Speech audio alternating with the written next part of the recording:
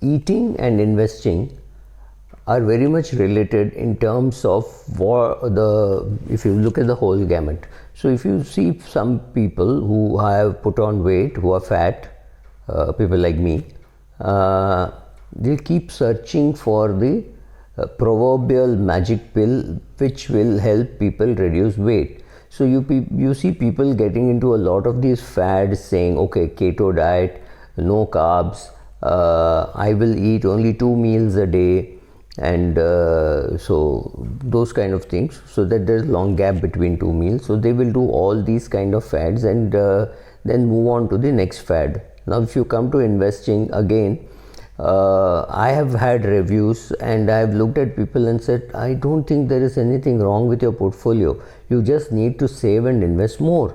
It is as simple as that. But there could be their advisor who is telling them, sir, this is very dull and boring portfolio. Let us put more mid cap. Let us put more small cap. As you know, in the long run, your small cap will definitely beat the large cap. If you're so confident, I think you should put all your money in small cap, right? So the kind of advice which people get is actually scary.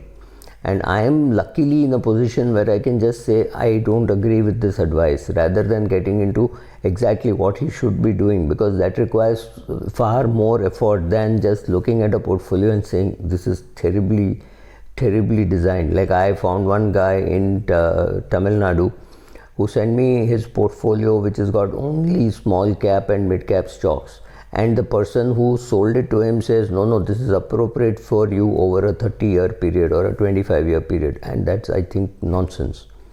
The guy needed to save more, he needed to invest more, that's it. If he had saved more, he could have invested that, it's all. It's not wrong with his asset allocation or something. But to say a guy needs only small cap and mid cap in his portfolio because that is what will give good return, takes a brave guy. Of course, this advisor is no longer in the business, or that's what he claims on Twitter. I don't know. But he's made a mess of at least 2-3 portfolios that have come to me for review. So keep it simple. You don't need too many products. But you need good quality advice. Please understand there is a difference between being an investment advisor and being a financial advisor. Your financial advisor is much bigger than being an investment advisor. Whether you need an investment advisor or whether you're better off with some couple of mutual fund schemes is for you to decide. But the financial advisor has to be able to advise you on how much of emergency cash to keep, what to do, if in case you don't have an emergency fund, what will be the sequence of asset sale that you will do, whether you require money today, you do not know how it is going to be in November, how it is going to be in January, then life becomes a little more complicated. But yes, those can be planned. It is not as though it can't be planned. So unlike the guys who, unfortunately, there are you see a lot of these quacks who are trying to sell a cookbook or sell their recipe program or do something.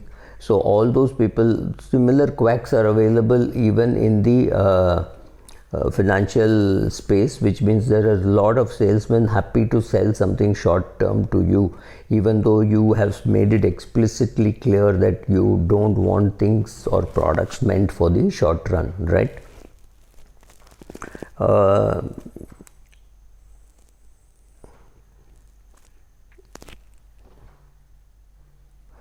One more thing which